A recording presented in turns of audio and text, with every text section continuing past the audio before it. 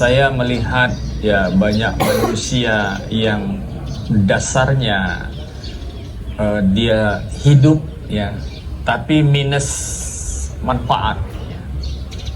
Ya. Jadi pantas kalau dikatakan khairun nasi anfa'hum linnas, manusia yang bermanfaat itu adalah manusia yang terbaik itu manusia bermanfaat, karena banyak yang minus manfaat. Banyak manusia yang hidup tidak bermanfaat.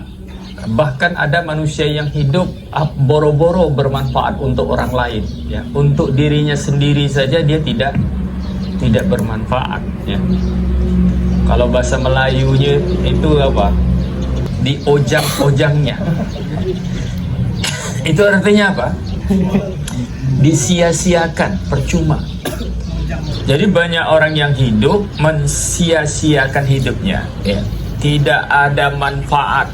Bahasanya Mr. Dan itu no advantages ya. Tidak ada manfaat ya.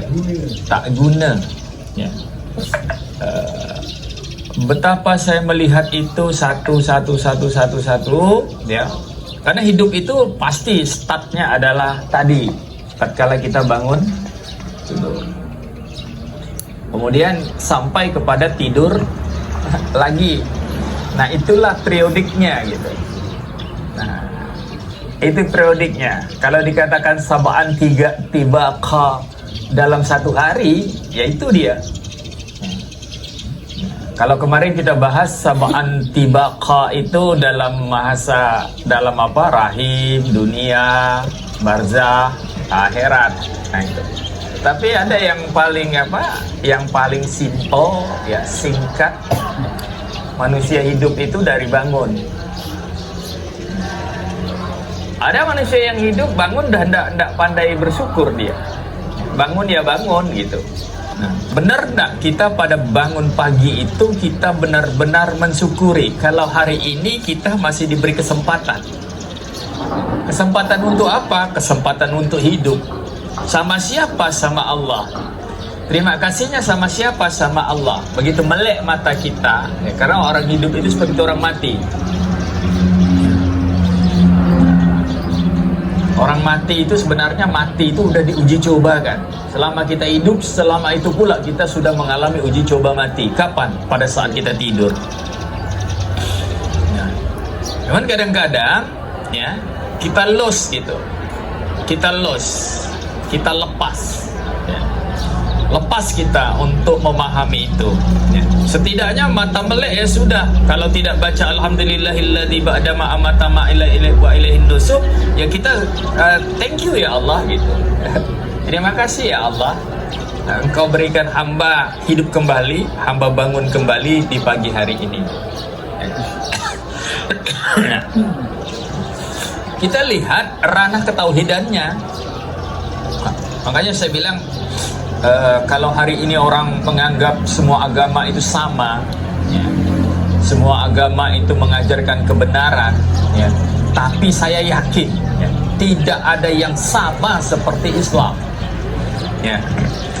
Nah, meskipun saya dangkal dengan ajaran Konfuse ya, tapi saya juga pernah belajar ya.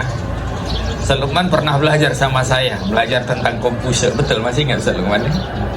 Ya, Confucius ya, gurunya Lao Tse ya. Nah, saya masih ingat itu. Kita belajar namanya Al-Adiyan. Nah, kita belajar namanya Al-Adiyan. Kemudian di sana kita belajar juga tentang tentang Buddha. Kita belajar macam-macam. Tapi saya yakin ya, tidak ada rentetan ya. Rentetan dalam Islam itu yang sekomplit dalam Islam ya. Islam syarat dengan ketauhidan. Bangun tidur aja tauhid terpampang. Begitu mau turun dari kamar mandi, masuk kamar mandi tauhid lagi. Masuk dengan kaki kiri apa kaki kanan? Masuk kaki kiri. Ya toh? Begitu sampai di sana ada namanya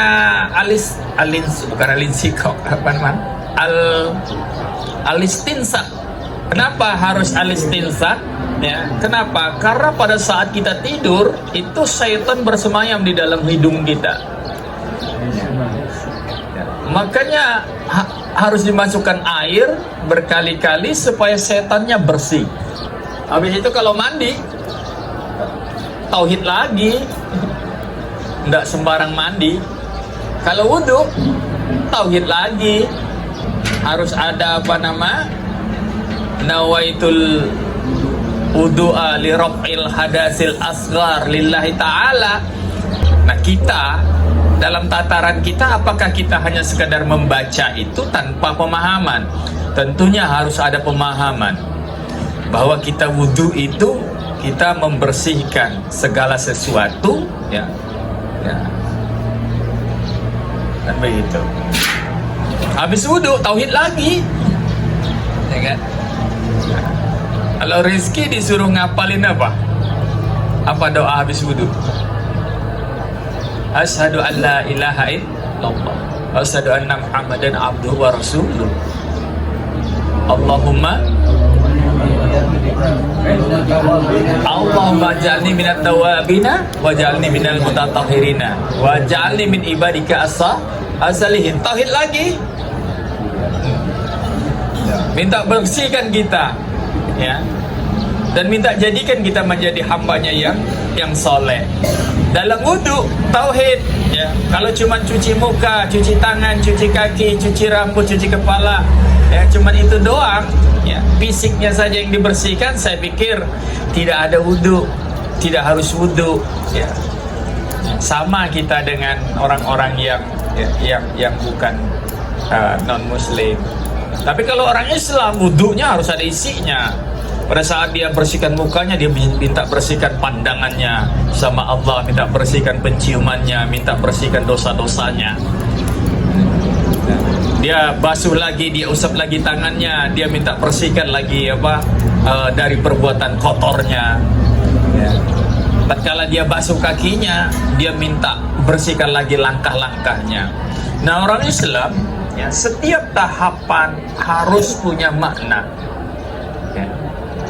Seterusnya itu baru wudhu, belum dia sholat lagi, belum dia ngaji lagi, belum dia bekerja lagi.